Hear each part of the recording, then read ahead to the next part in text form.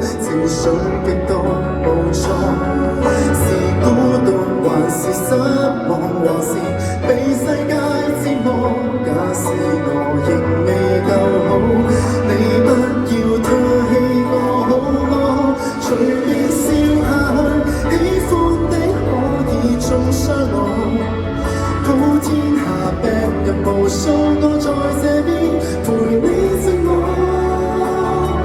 當你再哭也沒結果，找不到那心理藥方，別遺忘還有我，同樣在那些陰影跌下過。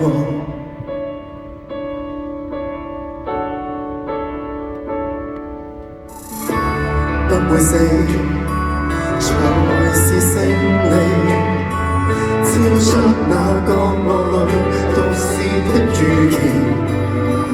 其實我很好奇，真好奇，何時要越要這種心理？